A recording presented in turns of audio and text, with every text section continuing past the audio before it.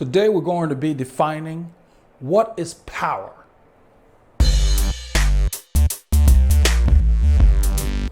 Hello legends and super legends. Welcome to Veloharmony. Today what I'd like to do is, before I get into the specifics of what we're going to be talking about, is just let you guys know that even though I have a lot of plans of things to do, I structure a lot of stuff as far as a list, and I'm doing things by series because I want to make sure there's continuity on the channel now as the channel has begun to grow. I still am not going to change my style in terms of, I do my videos based on inspiration, emotion, and what I'm excited about, basically because I want to help people on this channel. So it's not mechanical. You probably feel that in the videos, and that's not going to change. So even though I have all this structure, I'm going to break from the structure of the interval series because what I want to add today is I got an inspiration from a guy named Jose Santiago who I recently started coaching. And I needed to clear some things up that I think will help him and a lot of you guys. And I've got an email from him because in my Understanding HIIT video that I did, I talked about, making another videos that talked about heart rate versus, the intensity and so forth. And so what I want to do is spend a little bit of time talking about heart rates here when you're training. But I also want to address an email that he sent because he sent an article in the email talking about the risks, certain risks for heart rate training and so forth. And I wanted to kind of specify that based on what that article says and then kind of lead into the definition of power. The reason being is in his email, he closes by saying he doesn't think he needs power. And I kind of disagree with that. And I want to show him why and show the rest of you why. So let me pull up the email here. He says, I have to be honest with you. I have only been riding the steel bike and I enjoy the ride much more. It seems real.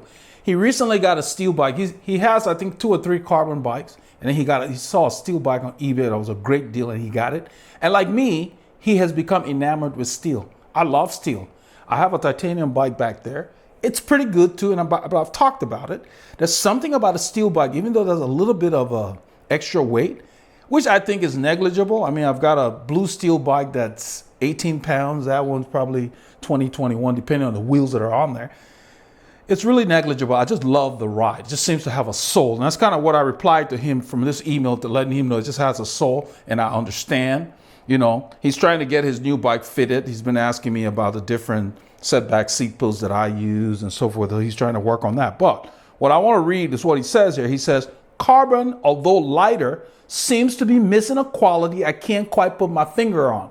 Me, I call it carbon feels dead to me. I own the carbon, Calfee. Most of you know about top carbon frames, top of the line stuff. It just felt dead to me.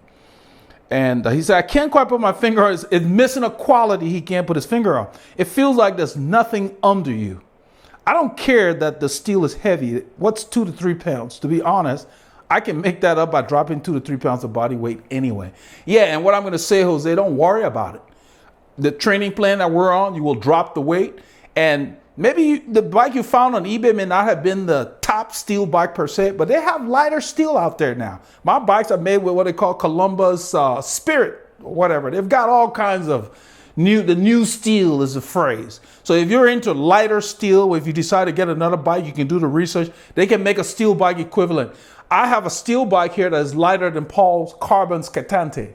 You have a Scatante, Jose, and my blue steel bike is lighter than the Scatante. That just gives you an idea because they use the Columbus Spirit tubing on that one with the geometry, what they call the compact geometry. So that dropped the weight. So there are people making very, very light 15, 16 pound steel bikes.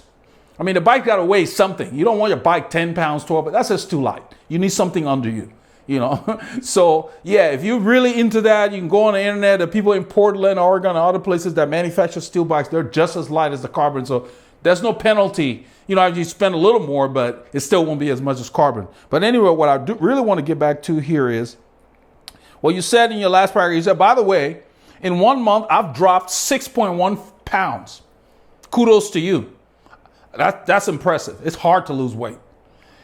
That takes a lot of dedication. He said, I have controlled my snacking to apples and cheese sticks. Great. Eat what you like. In my opinion, eat what you like. Go easy on the cheeses because Depending on if it's American cheese, they're kind of heavy. Any cheese that's very heavy at room temperature is harder for the body to process. They're not bad for you. I eat a lot of Mediterranean cheese, like goat cheese, feta cheese. I love those because they're flaky. So yeah, so live. I don't like to restrict people. Live. As long as your activity's going, you will burn that sucker. Live your life. Life's too short, but that's good. Whatever's working for you. As long as you're not binging and you're not depriving yourself, I'm all for that. Then you say, I think what was also happening was I was going out 3 to 4 times a week hard and never thought about going slow. Yeah, I can't ride, Jose, more than 3 to 4 times a week. I don't know about the rest of you guys. You can put your comments down there. 3 to 4 times a week hard is a lot. I ride hard Wednesday, Saturday, and Sunday. Those are the 3 days. Sometimes I may do, I usually do sprints on Tuesday, but I don't consider that hard because I do 10 to 15 seconds. I guess maybe I should. So maybe I am doing 4 days, but three days hard is plenty. And yes, you do have to go slow because when you do your steady rides, the next time you go hard, your heart is higher. So yeah, you have to complement. Plus, by going slower, those days, you're giving your body a chance to rest, gets rid of the soreness, it clears the toxins out of your muscles. But you've got a plan now that takes care of all that. You don't need to ride hard too often. Save it for your group rides. That's what I do. Saturday's hard, Sunday's hard, and then middle of the week, because I give myself Monday and Tuesday to let my body rest. Then Wednesday, I'll go hard. Thursday, I might go long or take the day off, depending on what's going on. So it's kind of hard. The schedule's different for everybody based on what your goals are. But let me come back to your email.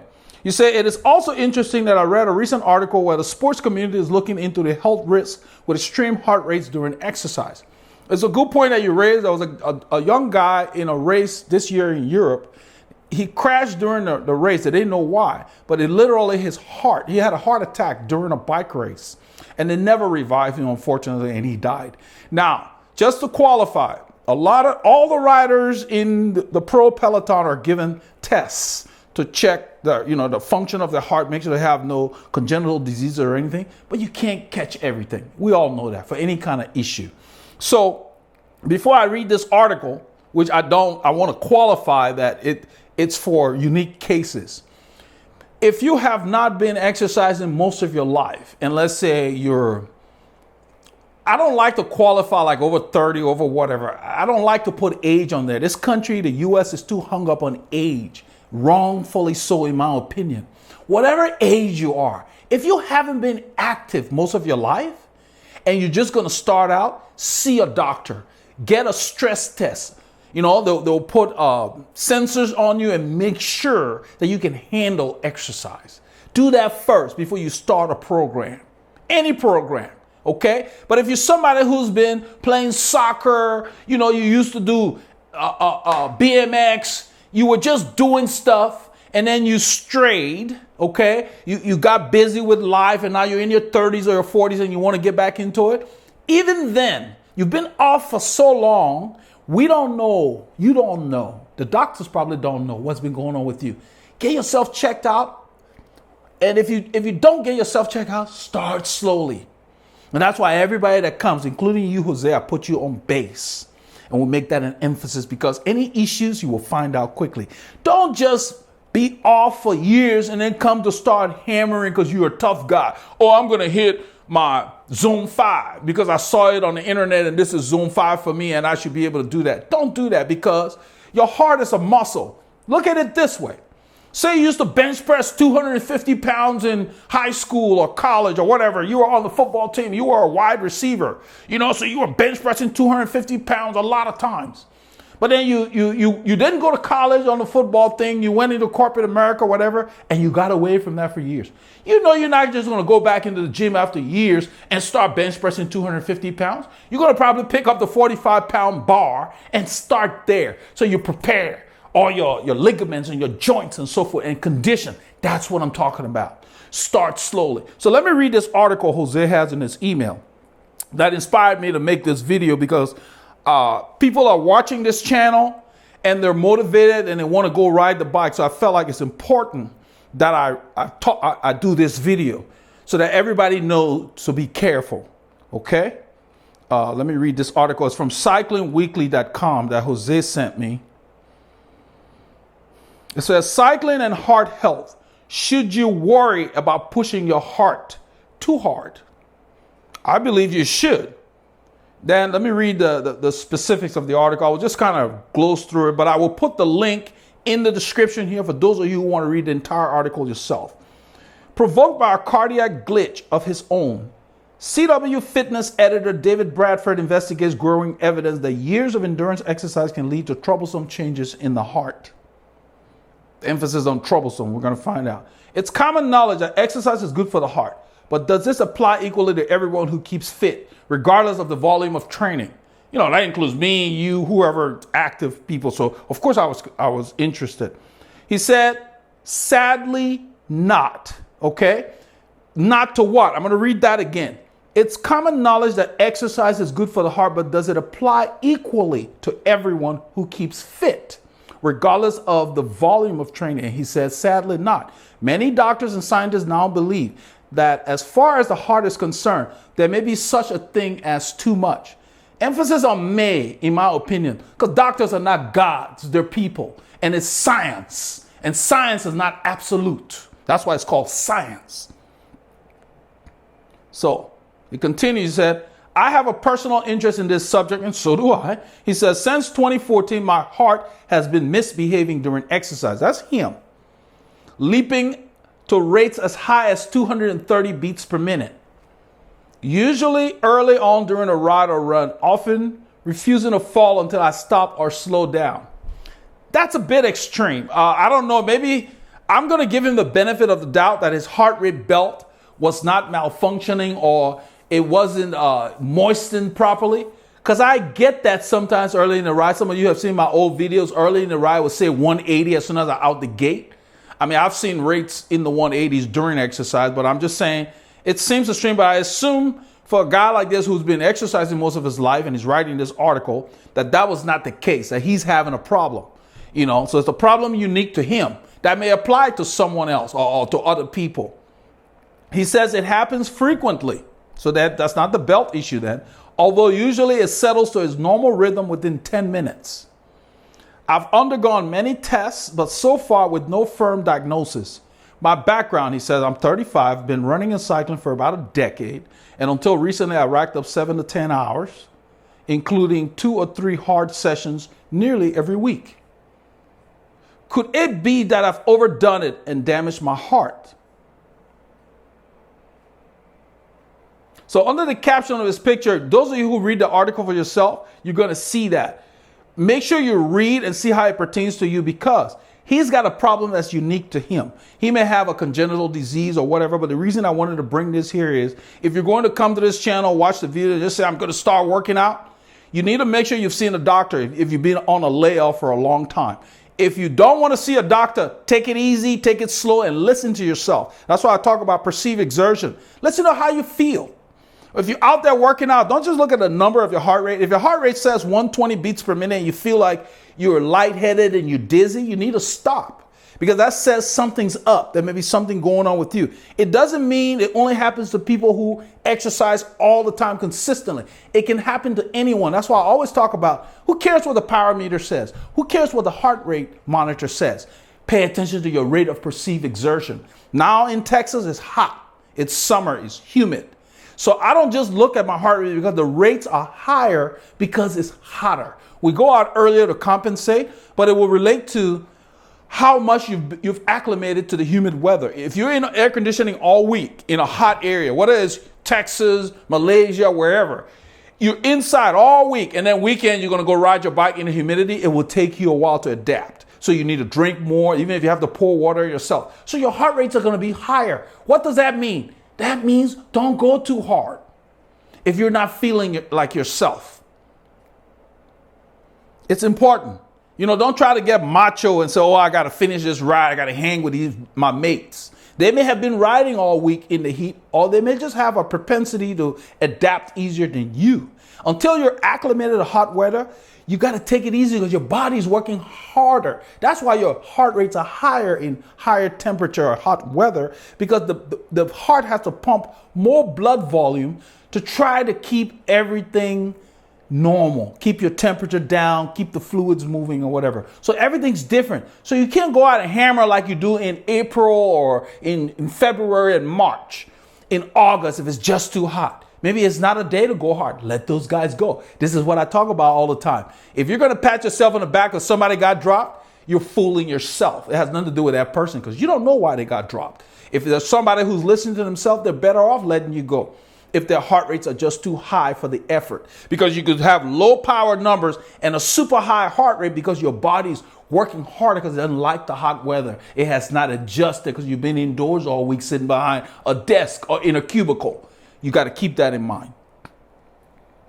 What I try to do during the week, if I drive, I keep my windows down when my car is moving so I can get acclimated to the heat. I can't do that when I'm stopped at a traffic light. There's nothing moving. There's no wind moving, so I try to do that. But what I want to do, I'm going to jump to the end of this where he says, evidence that endurance exercise can damage the heart has been mounting for years. And much of it is cited in an excellent new book from across the pond, something called The Haywire Hardcore, written by journalist Chris Chase. I'm going to stop there because what I talked about it being a science is something to where it's happening to him. I don't dispute that. It's not happening to me. It may not be happening to you. It doesn't mean that it's not a factor. If out of 10 people, 1 or 2 people die, like the guy that died because he crashed and it found out he had a heart attack during a race. He's a new athlete. He was like early 20s, young guy. So it can happen, but you use this kind of information sparingly. You don't say, well, this article is saying that people can have abnormal heart rates. Anybody can have abnormal heart rate, whether they exercise or not. I mean, think about it. Just life in general. My buddy Paul went up to Colorado, had trouble breathing, so they had to put him on an ergometer. So he had to see he had to get a stress test at a doctor and then they monitor him over a period of time. That didn't stop him from riding, but he got it checked out. So the point I'm making is, even if nothing happens to you to where you need to go see a doctor, it doesn't mean that you ignore when you're feeling bad. The feel is the body's way of telling you, yeah, everything is functioning right when you feel good. That's what it means. Don't rely on numbers when you ride. Pay attention to how you feel. The rate of perceived exertion is my number one thing. And you guys have heard me talk about it. I said, yeah, I can ride. I've talked about that ride last week when we rode with a fast group on Saturday. What I said was, yeah, my heart rate was 168. I knew I could handle it, but I just didn't feel good. I didn't feel like myself. I had done a lot of riding during the week, didn't have a good warm up. I'm not saying that was exactly what caused that. It really didn't matter. What mattered is that I shouldn't have felt crappy at that pace because I know I can handle it, but I did. So it didn't matter that my heart rate was 168 when I know I can be at 188 before I start feeling like that. I was 20 beats below the zone where I should have been feeling like that, but I was feeling like that. What that said to me was, something's off today. Could have been the warm-up, weather, pace, who knows? But I'm looking at the speed, I'm looking at my heart rate, knowing that I can do this in my sleep. Why do I feel so bad? I didn't ignore it. Then my left leg cramped. Even my leg hadn't cramped. I was going to pull out, as I mentioned in the videos, at that particular street, we're going to let them go. Don't ignore that. Even my leg had not cramped, I would have pulled out because I didn't feel like myself. Know it. Now, what I want to get to is what Jose said at the end of his email, which I don't agree with necessarily, and I'm going to explain why. He said, after he placed the article that I just read, he said, I am glad that I'm using the heart rate after reading that. To be honest, I don't think I will never race, and if I do it, it will be like for a charity ride or something. He said, so for now, I don't need power. I disagree, Jose, and to the rest of you who might be thinking the same. Everybody needs power. What is power?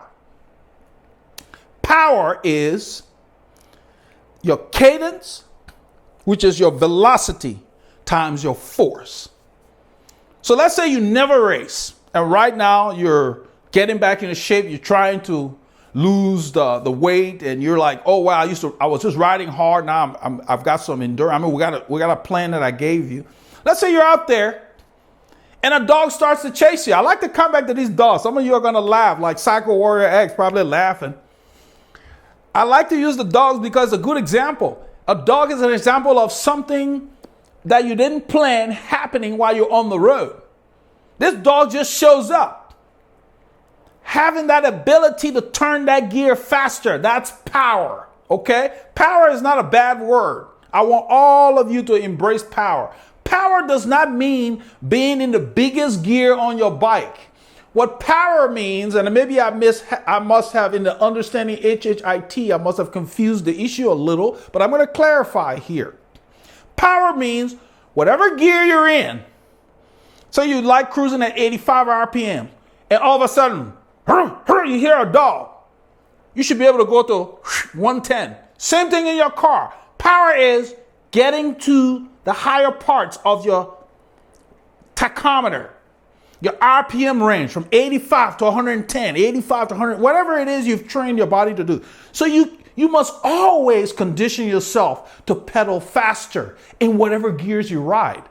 And I think that Jose was focused more on what I said in HHIT, where I said that you're in the 3917, shift to the big chain ring, get it up to the same cadence you're cruising in. That's for intervals, the ability to strengthen your legs like you would do in a gym, what I call weight training on the bike. That's different. That strengthens your legs to be able to handle a bigger gear. And then after you're able to handle that bigger gear, you take that same gear and spin it faster than your cruising cadence. The faster your cadence, the more power. Power is the ability to have burst, acceleration. Those of you who have power meters, you generate more power when you spin than when you grind. You will watch the wattage slowly go up if you grind. Try spinning real fast. You will see your power meter jump. The numbers will go just crazy. That's the difference. So don't be afraid of power. Power is not a bad thing. Whatever gear you're riding, you should be able to change your RPM whenever you feel like it. Meaning, you're normally cruising at 85, something happened, I want to get through that light. You shouldn't have to shift. Spin that bad boy faster. Get out of breath. That will burn the calories, drop the fat. That's what gets you tough. That's what happens in a fast group. What I was talking about was to keep up with these guys in a fast group. They're riding larger gears at their cruising cadence. So just like you're doing your base at 85, they're doing the bigger gears at 85, and then they're pushing them harder. Either they're staying at 85 on a grade in the same big gear, or they're taking that big gear and spinning at 130 on a flat road. Why is that important? If you cannot spin at an excessive cadence over your normal cadence on a flat road, you can get dropped there too. You don't only get dropped going up a hill, because it's harder to repeatedly turn a big gear at 85 because you got to shift to it first. They already got a gap. So imagine this. You're riding along, you're in the 5317, you've been doing the intervals in your normal rides, and you've been shifting to the 5317, like I said, you've been doing your interval, and you're pedaling at 85 RPM. And all of a sudden, the pack just jumps and starts to go.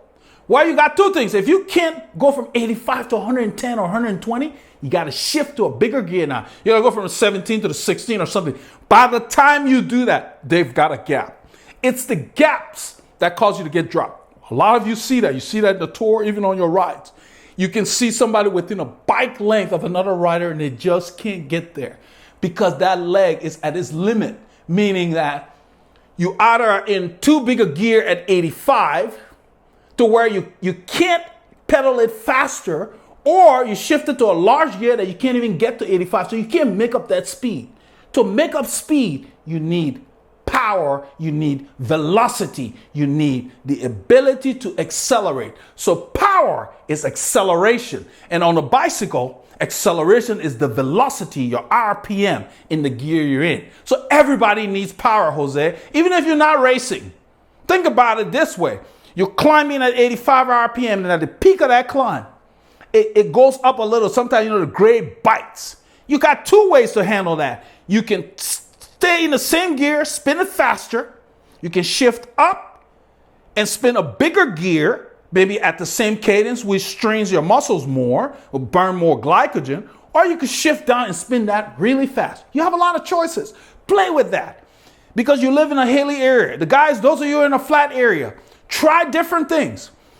Stay with your cruising cadence sometimes. Go down one gear, spin it faster. Go up one gear, spin it the same. See what it takes to make that same speed. But everybody needs power. Now, let's come back to heart rate.